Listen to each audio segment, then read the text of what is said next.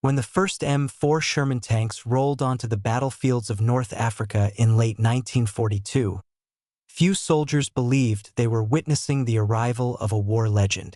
The tank looked ordinary. Its armor was only about 2 inches thick. Its gun was modest compared to the massive 88mm cannons of the German Tigers, and its silhouette seemed far too tall, an easy target. To many Allied crews, it felt like a compromise, not a champion. But history would prove otherwise. The Sherman tank wasn't born in a laboratory of brilliance, but in the assembly lines of Detroit and Ohio, in car factories that had never built tanks before. It was a creation of necessity, speed, and teamwork. American engineers, unlike their German counterparts, were not trying to build the perfect tank. They were trying to build a good enough one thousands of times over. In those early days of 1943, German tank crews mocked the Sherman. They called it a Ronson, after the cigarette lighter that always lit on the first strike, because they said the Sherman always burned, and sometimes it did. The Sherman's armor couldn't match the thickness of a Tiger or Panther, and a single direct hit could turn it into a fireball. But the Allies kept coming again and again, faster than the Germans could destroy them. Somewhere in the Tunisian desert, a young German officer, Lieutenant Karl Fischer, watched through his binoculars as another wave of Shermans advanced across the dunes. He couldn't believe what he saw. "They never stop," he muttered. His Panther had been repaired 3 times that week. The Shermans just kept coming. Repaired overnight, fueled, rearmed, and ready by dawn. The secret wasn't in the armor. It was in the system that built and sustained it. In Detroit, massive factories roared 24 hours a day. Workers who had once built Buicks and Fords now welded tank hulls, assembled engines, and bolted together turrets at record speed. Every component was standardized, interchangeable. A broken transmission in Italy could be replaced with a part made in Chicago without any modification. That kind of industrial consistency was something Germany never achieved. To the American command, the Sherman was more than a machine, it was a promise. A promise that no matter how fierce the enemy, the Allies would never run out of strength, steel, or will. By 1944, for every German Tiger on the battlefield, there were at least 10 Shermans. The odds seemed uneven, but they favored the Allies in ways the Germans hadn't understood. The Sherman crews learned to fight smart, not head-on. They flanked, they coordinated with infantry and air power, and they relied on numbers and communication. The result was devastating for the German Armor Corps. Still, the myth persisted that the Sherman was a weak, underpowered tank. But to those who fought in it, it was a symbol of reliability. It started when you turned the key. It ran when you needed it most. And, most importantly, when one went down, another was already on the way. The tank that shouldn't have won did. Not because it was invincible, but because it was everywhere. Because it was simple, reparable, and born from a nation that understood that wars are not only won with steel and firepower, but with factories, workers, and logistics.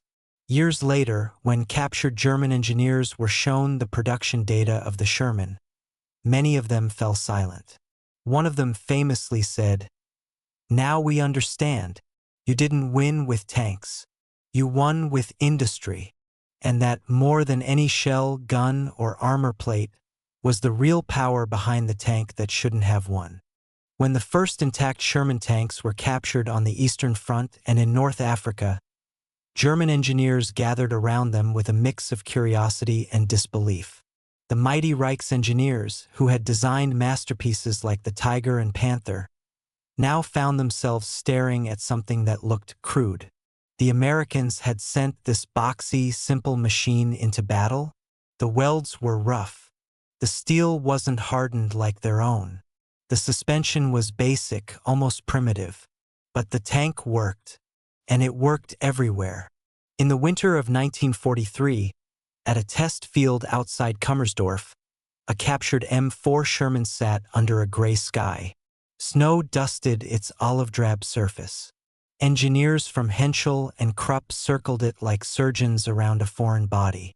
They inspected every bolt, every hinge, and every weld seam. One of them, Oberingenieur Dieter Brandt, shook his head. "This can't be right," he said. "It looks like a tractor." But as they disassembled it piece by piece, a strange realization began to spread among the German specialists. The Americans had designed this tank for production, not perfection. Every component was built to be replaced easily. The engine could be removed in hours. The gearbox was modular. It wasn't beautiful, it was efficient. In their reports to Berlin, German engineers admitted, almost reluctantly, that this tank represented an entirely different philosophy of war. The German way was craftsmanship, precision engineering that valued performance over practicality. The American way was standardization, quantity, simplicity, and adaptability. When a Sherman broke down, it could be repaired by a field mechanic with a wrench set and a few spare parts. When a Panther broke down, which it often did, it needed a factory crew. At a briefing in late 1943, Wehrmacht officers were shown side-by-side comparisons. The Panther's armor was superior, its gun far deadlier, but the Sherman was lighter, faster to build, and far easier to maintain. "They build them like we build trucks," one officer said bitterly, "and we build ours like pianos." Captured American manuals astonished German analysts. Everything was clearly labeled, illustrated, and standardized. A replacement gun sight could fit any Sherman model, anywhere in the world. No recalibration, no modification. It was a level of industrial discipline the Germans couldn't match. The more they studied, the more uneasy they became. The Americans weren't trying to outgun the Germans, they were outproducing them. The Sherman was not the best tank on paper, but it was part of a system, an unending chain of supply, repair, and reinforcement. Field reports confirmed it. In Italy, U.S. units that lost half their Shermans in a day were fully operational again within 48 hours. Replacement tanks rolled in overnight. Crews rotated. Ammunition arrived on time. To the Germans, it seemed like magic. But it was logistics, cold, methodical, unstoppable. Oberst Heinrich Drexler, who had commanded a Panther battalion, later wrote in his diary, "We kill 5 of them and 6 more appear. We destroy a column and another comes the next morning." The Americans do not win with quality. They win with endlessness.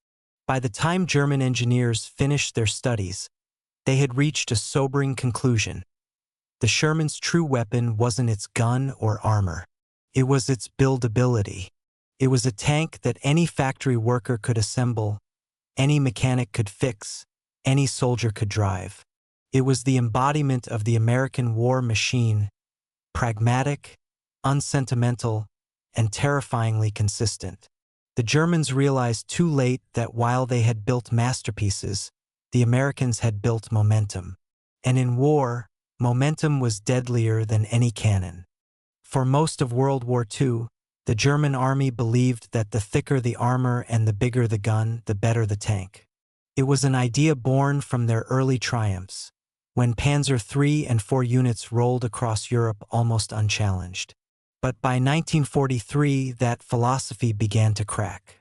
The Allies had learned to adapt. The Americans had unleashed a different kind of weapon, the M4 Sherman, a tank that, by every traditional measure, should have been inferior.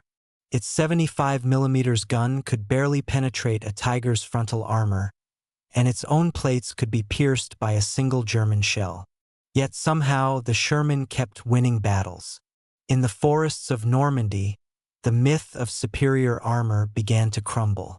German tank crews, confident behind the impenetrable steel of their Tigers and Panthers, watched in disbelief as waves of Shermans appeared again and again. When one was destroyed, 2 more rolled in to take its place. The Americans didn't rely on invincibility. They relied on numbers, on mobility, and on coordination. A tiger might dominate a duel, but it could not dominate a war. One German commander, Major Klaus Meyer, wrote after the Battle of Villers-Bocage, "We destroyed them easily at first, but they never stopped. Their tanks kept moving while ours waited for fuel, for parts, for orders. Their lightness became their strength." That was the truth hidden beneath the myth. German armor, though formidable, was also fragile, not in material but in design philosophy. The tanks were over-engineered, complex, and slow to produce. Each Tiger was an individual masterpiece, requiring thousands of man-hours and rare materials. A single factory could build a handful each month. Meanwhile, in Detroit, hundreds of Shermans rolled off assembly lines every day. Their armor wasn't designed to stop every hit. It was designed to be good enough for most of them.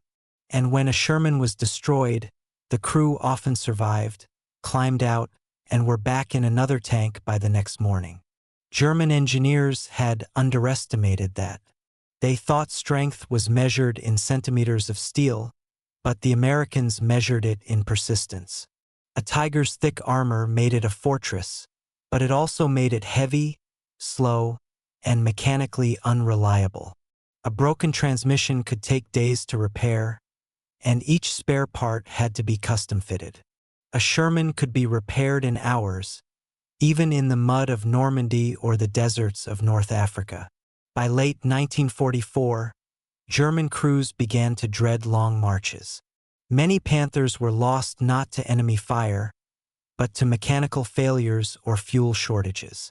Their greatest advantage, armor, had become a liability. The Allies, on the other hand, learned to turn their weakness into strategy. Sherman units worked in teams, outflanking the Tigers, calling in airstrikes, and using terrain to their advantage. A single Sherman might lose a duel, but 5 Shermans, coordinating with artillery and air support, could destroy anything in their path. On paper, the Tiger reigned supreme. In reality, it was a prisoner of its own perfection. After the war, Allied analysts calculated a sobering statistic. For every Tiger built, the United States had produced 50 Shermans. No amount of armor could make up that difference. A former German designer from Henschel later admitted, "We chased perfection until it ruined us. The Americans chased production, and they won." In 1942, while German engineers were drawing blueprints for the next perfect war machine thousands of miles away in America, the thunder of industry filled the air. From Detroit to Cleveland, from Chicago to Newark, factories that once built cars, tractors, and washing machines were now forging engines of war. The M4 Sherman was not born in a secret lab, it was born on the assembly line. Inside the Chrysler Tank Arsenal in Warren, Michigan, the smell of oil, hot steel, and paint blended into one constant symphony of production. Rows of workers, men and women alike, stood shoulder to shoulder, welding armor plates, installing engines, and tightening bolts. Many of them had never seen a tank before the war.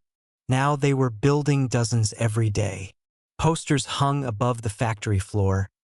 "The faster you build, the faster they come home." It wasn't just a slogan, it was a mission. Unlike Germany, where each tank was hand-built like a luxury automobile, the Americans relied on mass production. Standardized parts, modular designs, and relentless efficiency. Every Sherman tank shared the same bolts, the same engines, the same tools. A tank destroyed in France could be replaced with one built in Detroit that same week. Identical in every way. To make that possible, the U.S. government brought together industrial giants. Ford, Chrysler, General Motors, and even locomotive companies like Baldwin and Pullman. Together, they formed a war machine unlike anything the world had seen. At Ford's massive River Rouge plant, a single assembly line stretched nearly a mile long. Raw steel entered at one end. A fully armed Sherman rolled out the other. Workers moved with precision, guided by stopwatches and blueprints.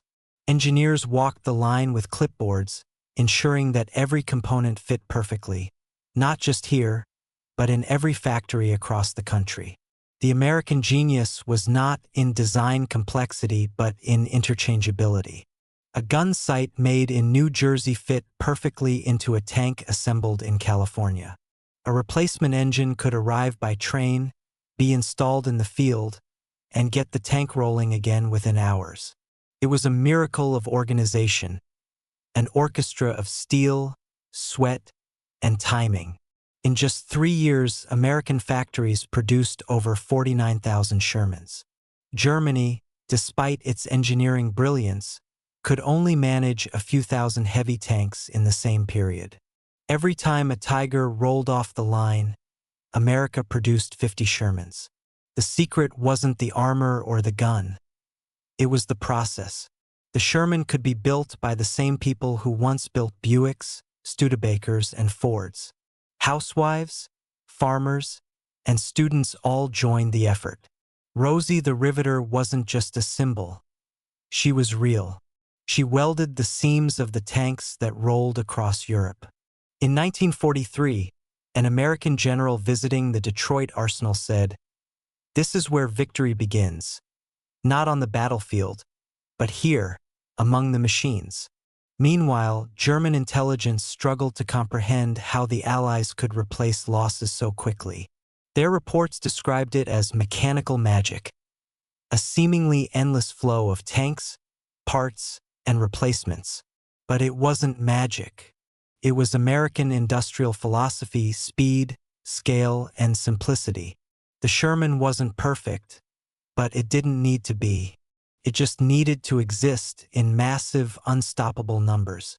By the time D-Day arrived in 1944, Allied logistics officers were confident. For every tank lost on the beaches of Normandy, another would be on a ship, already on its way. The American factory was not merely a workplace. It was a battlefield, one of steel, sweat, and determination. And it was here, in the roar of engines and the flash of welders' torches, that the true secret of the Sherman was forged. The Germans built legends. America built victory. By 1944, the war in Europe had become a contest not just of guns and armor, but of movement. While German commanders obsessed over firepower and frontal armor, the Americans were quietly mastering something far more decisive: logistics. To the soldiers at the front, it was invisible. To the generals, it was everything. A Sherman tank was only as powerful as the fuel that filled its tank, the shells stacked in its racks, and the spare parts waiting in a crate 100 miles behind the lines. The Americans understood this better than anyone. They didn't just build tanks, they built systems to keep those tanks fighting. The backbone of this system was supply. Convoys of trucks, ships, trains, and planes moved with clockwork precision across continents. In Normandy, after D-Day, U.S. engineers built ports, roads, and pipelines faster than the Germans could destroy them. Within weeks, entire armies were being fed, fueled, and repaired through an unbroken chain of logistics that stretched from the beaches of France back to the factories of America. To the German high command, it was baffling. They had assumed the Allies would bog down in France. Instead, the Shermans kept advancing, not because they were indestructible, but because they were sustained. Fuel became the lifeblood of modern warfare. The Allies called their supply lifeline Operation Pluto, a network of undersea pipelines pumping gasoline directly from England to France. Every Sherman that rumbled across Europe was a moving symbol of that logistical genius. Meanwhile, the Germans were suffocating. Their armored divisions often sat idle, not for lack of courage or skill, but because their tanks had no fuel. Panthers and Tigers, mechanical marvels though they were, became useless steel giants stranded on empty roads. Captain George R. Stanley of the U.S. Army once wrote, "We didn't defeat the Tiger with a bigger gun. We defeated it by never running out of gas." Behind the front, mobile repair depots worked miracles.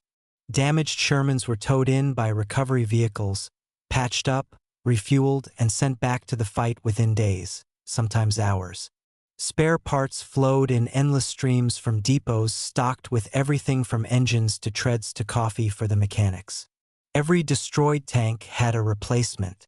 Every burned-out engine had a spare. Every wounded crew had a new machine waiting for them. The Germans couldn't match it. Their supply lines were collapsing under Allied bombing. Trains carrying parts and fuel were destroyed daily. The Luftwaffe, once dominant in the skies, could no longer protect the arteries that fed the German war machine. The contrast was brutal. The American army moved like a living organism, each part feeding the next. The German army, once feared for its blitzkrieg efficiency, was now being outpaced by a slower, steadier, unstoppable tide of logistics. General Dwight D. Eisenhower later said, "Amateurs talk strategy. Professionals talk logistics." He was right. In this war, the Sherman tank was never meant to win by outshooting or out-armoring the enemy. It won by outlasting them. The real weapon wasn't the 75mm gun. It was the pipeline, the convoy, the mechanic, the factory worker, and the endless supply of replacement parts. The Germans built tanks to win battles. The Americans built systems to win wars. By the winter of 1944, even German officers admitted the truth. Major Hans Kruger wrote, "We fight like lions, but the Americans fight like a machine. They have no gaps, no weakness, no end." The war had become a battle of endurance, and the side with the stronger supply line was destined to prevail. In the end, it wasn't armor that carried the Allies across Europe. It was logistics, the silent, tireless force that made the Sherman unstoppable. By the summer of 1944, the thunder of engines echoed across the French countryside. Thousands of Sherman tanks were rolling east, pushing the Germans back village by village, field by field. What the Germans saw as reckless bravery was, in truth, a new kind of warfare, one where quantity itself became a weapon. The Allies had learned to turn numbers into strategy. For every tiger that prowled the hedgerows, there were 10 Shermans hunting it, sometimes 20. Each one might not have matched the tiger's armor or firepower, but together, they formed a swarm that could overwhelm even the most formidable opponent. In the bocage of Normandy, Sherman crews fought a deadly game of cat and mouse. German panthers hid behind hedgerows, waiting to strike, their 75mm guns capable of destroying a Sherman from over a mile away. Yet the Shermans kept advancing, using coordination and teamwork to counter precision. While one tank drew fire, 2 more flanked from the sides. Radio communication became their greatest weapon. Every Sherman had it, while most German tanks did not. It wasn't just courage. It was synchronization. Lieutenant Bill Close of the British 3rd Royal Tank Regiment later recalled, "We learned not to duel. We learned to outthink. You couldn't beat a Panther one-on-one, but 5 Shermans working together could." This shift in philosophy marked a turning point. The Americans no longer fought to prove the Sherman superior. They fought to prove that systems beat machines. Every tank was part of a living network, supported by infantry, artillery, engineers, and, above all, air power. When a Tiger's turret turned to engage a Sherman, it often exposed itself to fighter bombers circling above.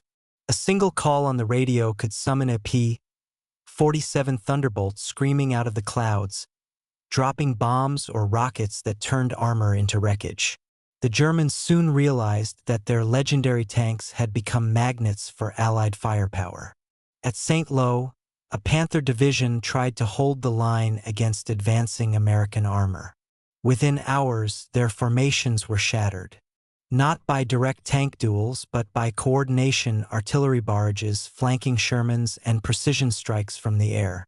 Survivors described it as fighting a machine that never stopped moving.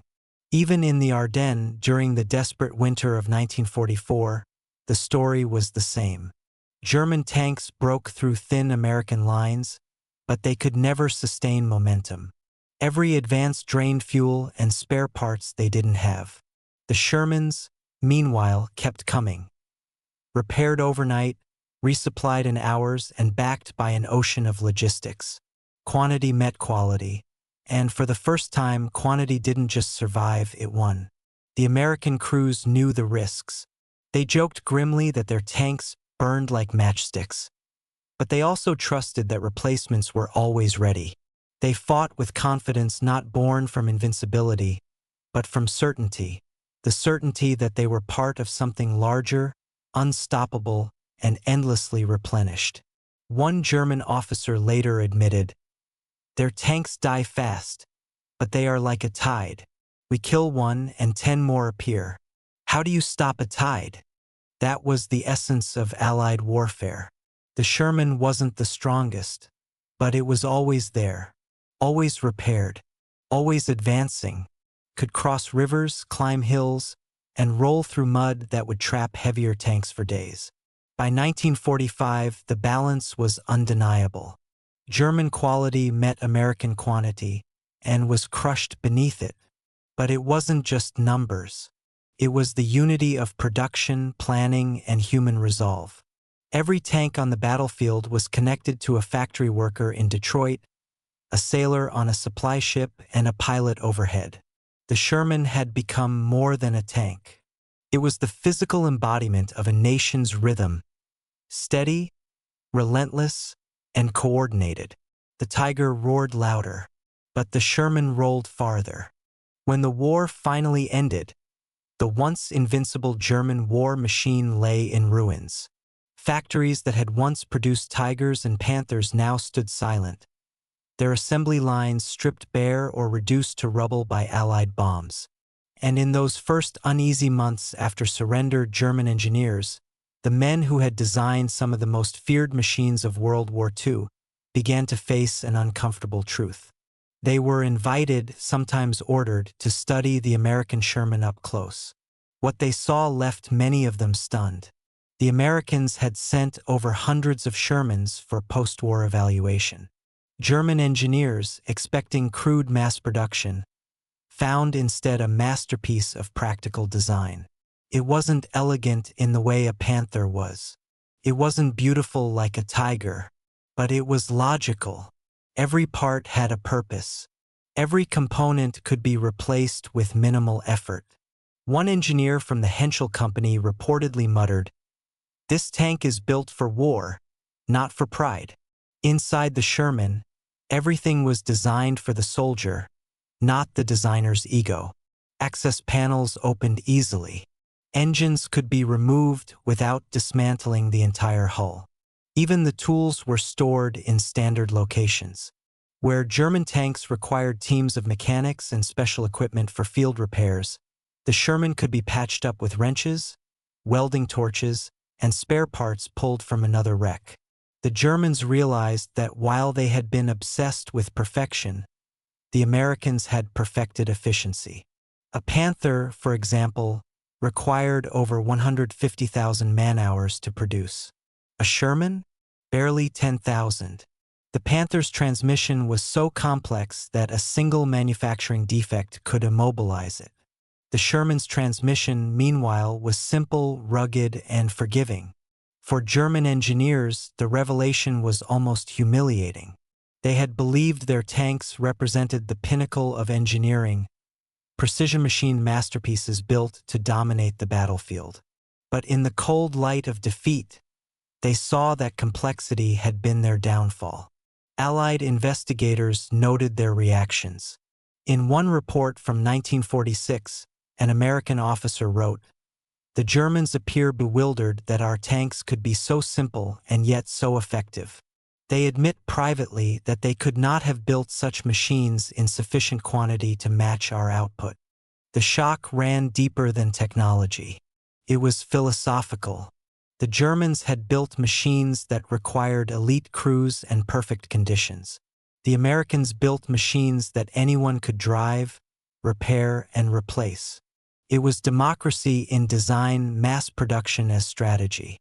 And then came the final surprise: the engine. Many German engineers assumed the Sherman's gasoline engine was a flaw. They had mocked it during the war, claiming it made the tank easier to ignite. But after studying captured Shermans, they realized how standardized the engine was: interchangeable, reliable, and built on the same production lines as thousands of trucks and jeeps. This was industrial genius they had never achieved. A former Daimler-Benz designer summed it up bluntly: "We built one tiger to win a duel. They built a system to win a war." In those years after 1945, as Europe rebuilt, many of these same engineers were recruited into new defense industries, both in the West and secretly in the East. They carried with them the lesson burned into their pride: technology alone could not defeat an industrial nation united in purpose. When the first post-war German tank prototypes emerged in the 1950s, echoes of the Sherman could be seen in their simplicity and modularity. It was as if the American tank had quietly reshaped the very philosophy of German engineering. For men who once mocked its thin armor and unremarkable gun, it was a bitter, humbling revelation. The Sherman had never been meant to impress engineers. It had been built to win, and in the end, even its enemies were forced to admire it. The shock wasn't just technical, it was cultural. The Germans had discovered that the true secret of the Sherman wasn't in its armor or its gun. It was in the mindset that built it. A mindset that valued adaptability over perfection, speed over luxury, and teamwork over pride.